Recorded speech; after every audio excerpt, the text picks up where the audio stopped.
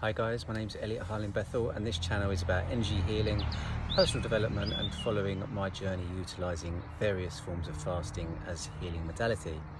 And in the last 2 months I've been very pleased with the amount of people that have been inquiring about fasting and specifically meditation. It really shows how collectively we're raising the vibration of the planet. And today I wanted to go into, from my observations, what I believe meditation is and how it works and how it can benefit us in various different ways. So I started meditating about 3 years ago, and what became very apparent to me is that it's our birthright to create our reality through where we place our energy. So Bill Gates and Warren Buffett were asked what their most powerful thing they used to create with, and they both wrote in separate rooms their focus. Because ultimately our energy is what produces and builds our reality, and where we focus that energy, or where we focus that attention and energy, it's like taking a magnifying glass and focusing the sun's energy on a specific area to set fire to it. If we are doing this with our energy, which is signified as the magnifying glass, we're not going to be able to intensify that heat enough to set fire to the paper. So if we don't focus our energy and attention in a specific area for a certain amount of time, you're never going to bring forth and put enough energy into that to bring it from the non-physical into the physical, to make that unseen seen. So meditation for me is taking your attention, your energy, and placing your focus in one specific area in order to create, because we have 5 physical senses: touch, taste, sound, smell and sight. And all of these senses and everything around us is fighting for your attention, it's fighting for your energy. And if you have a bucket with a load of holes in it and you're pouring water in it, it's just going to piss out everywhere. And that's what your energy's like if you're using these 5 senses all the time, and your attention and your energy is going TV, radio, person, shops, bags, cars, watches, houses, girls, men, whatever your interest is.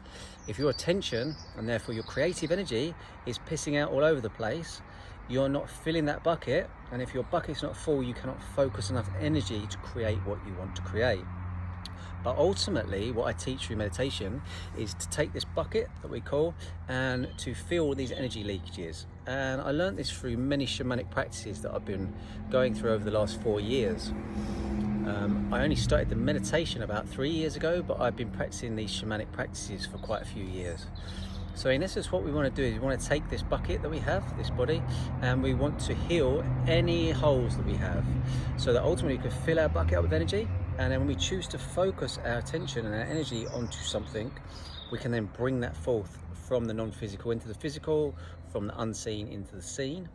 And the way I teach people to do this is through meditation and visualization combined. So I'll give you an example of one of the processes I go through with quite a few of my mentees. Is I will ask them to pick something they would like to bring forth and manifest, like whether it be a car or a house, and I would get them to study this house and to walk through the front door and to know where the living room is, where the bedrooms are, where the bathroom is, what the garden's like. And I would then take them through a guided meditation included in a visualization. So we would walk through the front door, we would go into the bathroom, we would turn the hot tap on, I would get them to place their right hand under the hot tap, and I'd get them to feel the hot tap in the non-physical with a non-physical emotion or energy, if that makes sense. And then to go into the bathroom and to feel the cold water tap. But this is all in a visualization, in a meditation. Now, in order to get to this point where you can actually really draw forth that house into the physical, I go through various different steps of guided meditations, what I call meditations. Now, these would include honing in and tuning in and fine-tuning and mastering all of these 5 senses. I'm going to be doing a masterclass on this next week, just like I did a 5-day masterclass on fasting with about 150 people in the last 2 months. I'm going to be doing it with meditation, and if you'd like to become a part of this or to inquire on how to join in with this, please do comment in the comments below or email me at MindBodySoulSpiritCoach@gmail.com.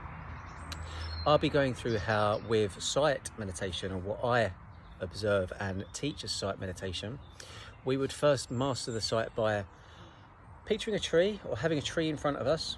So the tree is actually there in the physical, and I would get you to hone in onto a specific leaf on the tree. This is called narrow vision or narrow focus, and that is in effect putting our energy and attention and focus onto that leaf and taking it away from all other four senses. And then we would zoom out from the one leaf and take a wide focus. So then we'd be taking in all of our surroundings from the sort of 180-degree perspective that we have, like this. And that leaf, although it would still be there, our attention would be observing everything, and we would keep going in and out from the leaf and back again. And that really, really helps you to tone in, tune in, and master that sense. And then we'd be going through the other four senses likewise and doing the same thing.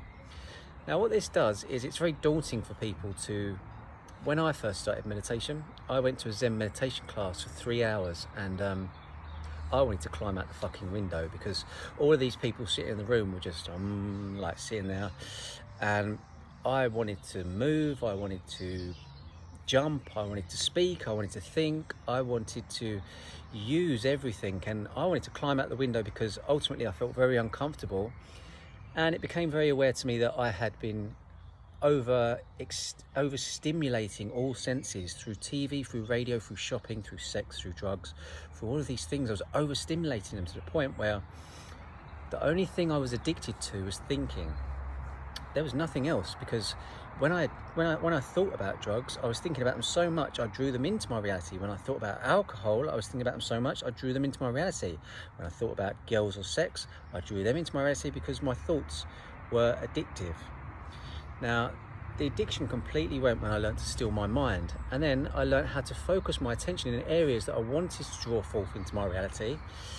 And it became such a very, very powerful manifestation tool that when I sit down of an evening now and meditate on what I would like to bring forth into my life, the next morning, within the first few hours, I follow the first breadcrumb or the bridge of incidents or the synchronicities, and it ultimately leads me to what I want to see. And this is spiritual algorithms. This is like the zeros and ones you put into a computer in order to get a program. When you use the spiritual or the non-physical properly, you get given a sign, and then when you follow that sign, it is a bridge to the incident that you created. It's a cause and an effect. And ultimately, when you master causes, you master the effects, and you create the future. In effect, not predicting the future, because it's very difficult to predict the future because you're constantly creating it. And the only way you can create it specifically is to master and perfect the causes, which then lead on to the effects. So if you would like more information on meditation, then please do email me at MindBodySoulSpiritCoach. If anybody you know would be interested or benefit from this video, then please do share it with them, or like, share and subscribe yourself, or share on your social medias, from Facebooks, Instagrams, Twitters, any social media, even just pop an email to a friend. I hope you've enjoyed this video and found it educational.